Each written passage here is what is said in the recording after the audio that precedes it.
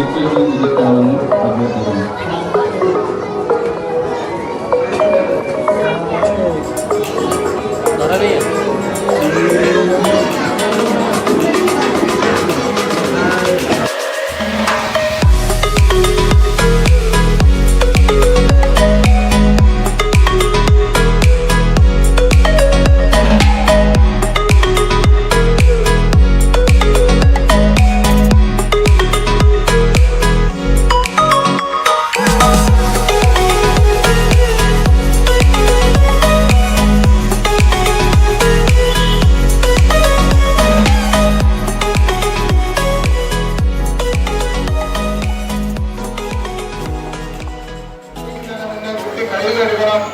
ഭക്ഷണം കഴിക്കുന്നതിന് മുന്നേ കുട്ടി ബിസ്മി ചെല്ലണം.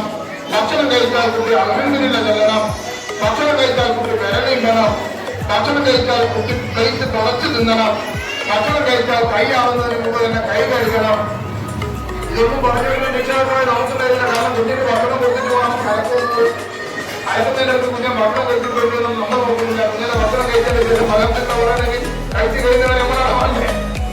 അപ്പോൾ ഉപ്പമാർക്കോ ഇതിനൊന്നും നേരെ ഇല്ലാത്തതുകൊണ്ടാണ് അത്തരത്തിലുള്ള മര്യാദകൾ, അടവുകൾ, ദീനിന്റെ ചിട്ടകൾ പരിചയപ്പെട്ടു കൊടുക്കാൻ ഇത്തരം സ്ഥാപനങ്ങൾ. ശരിക്കും നഴ്സറി സ്കൂൾ നടത്തുന്ന ആളുകളോട് അധ്യാപകരെ വെച്ച് പറയാണത് കുട്ടികളുടെ ശാസ്ത്രീയമായ ഉറക്കിന് പോലും ഇവിടെ സൗകര്യം ചെയ്യണം. തന്നെ മക്കളും അംഗനവാടിയിലൊക്കെ നമ്മൾ ചെയ്യണം. കുട്ടികളുടെ ഭക്ഷണക്രമത്തിലൊരു താളമുണ്ടാകും. ആവശ്യമായ പ്രോട്ടീൻ കുട്ടികൾക്ക് കൊടുക്കണം. കുട്ടികൾ ഇഷ്ടപ്പെടുന്ന ഭക്ഷണം മാത്രമല്ല കൊടുക്കേണ്ടത്, കുട്ടികളുടെ ശരീരത്തിന്റെ വളർച്ചയ്ക്ക് ആവശ്യമായ ഭക്ഷണം കൊടുത്തിരിക്കണം. അവരുടെ വളർച്ചയുടെ സമയമാണ്. കുട്ടികളുടെ വൈകല്യങ്ങൾ ഈ നഴ്സറി സ്കൂളിലെ അധ്യാപകന്മാർ കണ്ടെത്തണം. ഒരു കുട്ടിക്ക് സംസാരത്തിന് ഫ്ലുവൻസി ഇല്ല, അതിന് ശേഷിയില്ല, കുഞ്ഞുണ്ട്, മുച്ചറിയുണ്ട്, കേൾവിക്കുറവുണ്ട്, കാഴ്ചക്കുറവുണ്ട്, അങ്ങനെയുള്ള കുട്ടികളെ കണ്ടെത്താൻ ഇവിടുത്തെ അധ്യാപകർക്ക് കഴിയണം.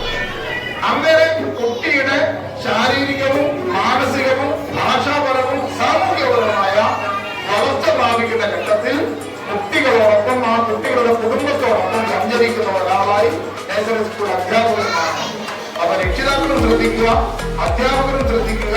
എന്നിട്ട് കുട്ടികളെ നല്ല പൗരന്മാരാക്കി, ആരോഗ്യബോധമുള്ളവരാക്കി, ശുചിത്വബോധമുള്ളവരാക്കി, രാജ്യസ്നേഹമുള്ളവരാക്കി, മതബോധമുള്ളവരാക്കി മാറ്റാനാണ് നമ്മൾ നഴ്സറി സ്കൂൾ തുടങ്ങുന്നത്. അതുകൊണ്ട് എനിക്കിവിടെ കുട്ടികളെ ചേർത്ത രക്ഷിതാക്കൾ മാത്രമല്ല, അവർക്ക് ഇല്ലാത്ത ആളുകൾക്ക് ഉണ്ടാവും. കുട്ടികൾ എഴുതിയവരും ഇല്ലാത്തവരും എല്ലാം നമ്മുടെ സ്ഥാപനത്തിന് നല്ലോണം സഹായിക്കണം.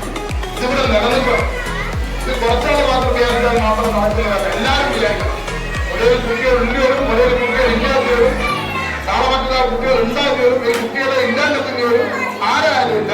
നമ്മുടെ ഹയാത്തുൽ ഇസ്ലാം മദ്രസ കമ്മിറ്റിയും നമ്മുടെ മഹല്ല് കമ്മിറ്റിയും എല്ലാവരും ചേർന്നിട്ടാണ് എല്ലാവരും ചേർന്നിട്ടല്ലേ നമ്മുടെ ഈ സ്ഥാപനം തുടക്കം കുറിക്കുന്നത്. നാളെ മറ്റന്നാൾ രക്ഷിതാക്കൾ സഹായിക്കാത്തത് കൊണ്ട്, നാട്ടുകാർ സഹകരിക്കാത്തത് കൊണ്ട്, കുട്ടികളില്ലാത്തത് കൊണ്ട് നമ്മുടെ സ്ഥാപനം കുട്ടിപ്പോയി നിന്നുപോയി എന്ന് പറയുന്ന ചീത്തപ്പേരുണ്ടാകും. ഈ മഹല്ലിന്റെ പുറത്തുള്ള ആളുകൾ പോലും ഞങ്ങളുടെ കുട്ടികളെയും നിങ്ങളുടെ സ്ഥാപനത്തിൽ ചേർക്കുമോ, ചേർക്കുമോ എന്ന് ചോദിച്ച് വരുന്ന രീതിയിൽ